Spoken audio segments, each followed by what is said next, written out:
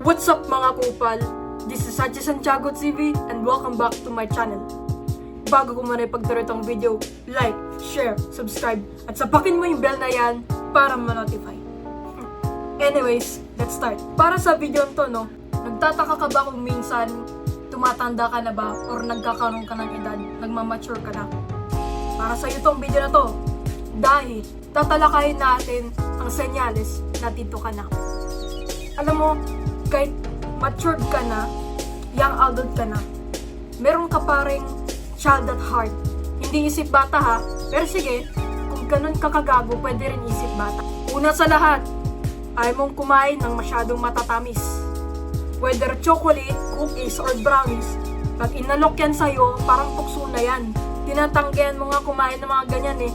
At kapag kumain ka naman, kahit isang kagat lang, tapos lumagpas pa sa sugar level standards mo, sasabihin mo pa, tamis-tamis na to. Sabay inom ng 1 litrong tubig para ma-wash out lang yung sugar. Kusang nauumay ka na talaga or ayaw mo lang talaga kainin yun. Mas pipiliin mong uminom ng maraming tubig kaysa magmukhang sumo wrestler, dahil sa isang kain ng cupcake. Dati kaya mo nga kumain ng isang box ng pulburon pero ngayon, isang kagat lang ng chocolate chip cookie. May trauma ka na sa matatamis.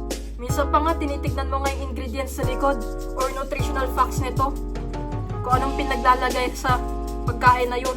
Hindi na dessert ang tingin mo sa sweets pang obituary. Nanonood ka ng mga cooking reels o yung mga naghahalo ng semento. Alam mong tito ka na kapag mas trip mong panoorin ang mga gantong video kaysa sa mga trending na TikTok dances, nang kokorni, puro kabaktaan, puro K-pop kunyemas. Yung mga sumasayaw na paulit-ulit na sayaw, tapos iba naman yung audio. Parang pinanganak sila ng unicorn na alien Kung san-san na lang nang galing, palipad na sila sa Mars. Kunyeta. Huwag lang panoorin mo Pornhub or Yogis. Kasi ibang therapy na yan, Pero seryoso, there's something therapeutic, Kapag nanood ka ng mga tao na gumagawa ng underground river, underground bahay, in the middle of the forest. Marami sa YouTube yun. Minsan gusto mo lang magtayo ng bahay kahit wala ka pang sariling lupa. Naagaw pa ng sarili mong pamilya na hindi pa binabayad hanggang ngayon kahit patay na sila.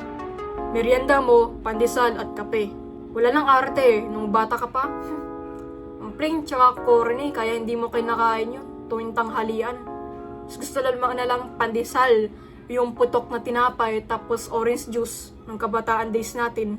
Minsan pa nga yung regla pandesal dati. Kala mo totoong regla, hindi. Pero ngayon, kinakain mo yun Sinasawsaw mo pa nga yung pandesal sa kape. Luxury combo meal na yun Yung tipong habang may tumatahol na aso sa background, ikaw naman yung chill na chill sa terrace. Kape sa kaliwa, pandesal sa kanan. Boom! Pandesal plus kape equals Tito Deluxe meal. Daig pa ang McDo tsaka Jollibee sa combo meal nila. Wala nang tatalo dito. Makakapag-save ka pa ng pera. Pang-apat, may inaanak ka na. Kahit hindi mo alam, may inaanak ka na pala. Yung bigla ka na lang in-appoint, ng inaanak mo. Minsan pa nga, hindi nga family related Outside the family. Minsan di ka pa naliligo, may bagong chat ka na. Hindi ka ba maghihinok? Kakalabas pa lang sa pukay ng nanay nila. Aba, kinuha ka na agad. Hindi mo nga kilala pamilya ng inaanak mo. Tapos ikaw pa magiging ninong. Instant gatas at diaper supplier ka na. Kapag dumating na yung Pasko, ready ka na magtago. Igos mo na sila. Dahil itong mga inaanak natin, para tayo may utang sa kanila. Humihingi ng pera na mamasko. May pa-Gcash pa sila ngayon via QR code. Di tulad noon, pwede mo silang i-excuse na wala kang ampaw. Nasa family tree ka ng batang hindi mo maalala ang pangalan. Pero somehow, ikaw yung tinatawag na ninong. Visit ka sa mga maiingay na mas nakakabata sa'yo. Kahit saan, public places, coffee shop, mall, or jeep, naiingayan ka sa mga malalakas na sumisigaw. Pula na lang batukan mo sila Lalo na kapag nasa mall, padamputin ko yung mga to sa second para manahimik. At kung sakaling may nakikita kang batang umiiyak, hindi mo sinasabi, oo, tarantado mga magulang ito Ang pangit ng parenting skills ng magulang nun. hindi masyadong binabantayan yung anak, irresponsableng magulang. Meron pa nga yung sa kalsada, yung sa Miss Cuartos area. Kapag dumadaan ako doon, naku, tanga. Kapag lasing or irresponsible din yung driver na ko, delikado. Kung meron lang signage, no, na strictly no children allowed, gusto mo lang ilugar sarili mo, na adaptable ang environment. Bumibili ka ng kailangan mo, hindi gusto, mostly. Mas priority mo ang needs kaysa sa wants mo. Depende pa rin sa mood mo actually. Pero yung pinaka-top priority mo, which is ang errands, ang inuuna mo. Hindi mo naman kailangan, nasa list. Kunwari, sinasabi mong broke ka. Pero sa totoo lang, nagtitipid ka. May listahan ka nga sa notes app eh. Kailangan mo lang ng toothpaste tsaka shampoo. Pero may inner voice ka na nagbubulong sa'yo na, tara, bili tayo ng wireless speaker. Pero hindi mo na binili kasi, saka na lang. Budgeting is life. Minsan may thrill din kasi sa practicality. Magaling kang mag-advise sa mas nakakabata or kung sino man. Hindi dahil sa edad, pero marami ka na rin nararanasan eh. Hindi ikaw licensed counselor. Pero minsan kasi, kahit therapist ka or magaling kang mag-advise, minsan may manipulative sides ka. Minsan ikaw pa yung tinuturong paano maging kupal or maging masamang tao eh. Hindi, self-defense yun actually para gagawin mo yung nanggagago sa'yo. Ikaw yung tropa na may 10-step game plan sa problema. May vibes kang kasing pang life coach eh. Motivational speaker. Kasi minsan the most comforting advice comes from someone who's still figuring out things too. Kinikilig ka sa hardware or sa mga essentials na pambahay. Mr. DIY is hardware will conde po. Parang Disneyland mo na yan eh. Nakikinig ka sa mga bagong ilaw, laksit, or yung mga panlinis sa sahig. Minsan pa nga yung mga scented candles, kurtina, may thrill sa pagbili ng hose, faucet extender, yung panlinis ng map, yung dating tinatamad na gawain, ngayon, gustong-gusto mo na. May sarili kang walis, basahan, tapos habang naglilinis ka ng mga alikabok, pinatanggal mo yun.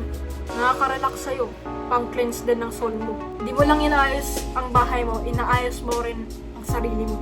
Home improvement is healing too.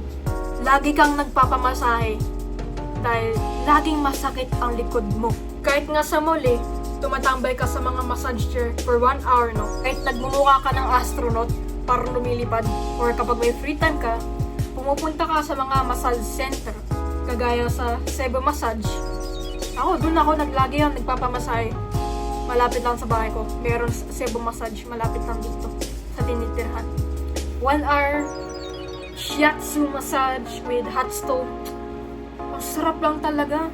Lalo na kapag may langis sa buong mong katawan. Para ka nagkaroon ng bagong katawan eh, na replenish. Ang gagaling na mga massage therapist doon. So okay ka na nga ng masahista eh, dahil lagi kang nagpapamasahe sa kanila. Prepared ka dahil lagi kang meron massage appointment. Mahilig ka sa beer. At lagi kang bumibirit sa karaoke. Kahit nga wala nga special event eh, ready na yan ang mic mo para bumirit. Kahit alam mong tag-ulan na, lalakasan mo pang kumanta para mas lalong umulan at bumagyo. The way na kumakanta ka, para ka ng tito, lolo mo eh, pag kumanta ka. Touch by touch. Sa beer na yan, kahit anong klaseng tapang ng beer, basta makainom ka ng beer. Minsan pa nga yung pinakamatapang na beer eh, iniinom mo. Your way of enjoyment, parang visual eh. Ito yung mga signs na tito ka na. Kung meron ka pang gustong dagdagan, comment mo lang sa baba. Ito ang katapusan ng aking video. Sana nagustuhan ninyo. Kita-kits sa susunod kong video.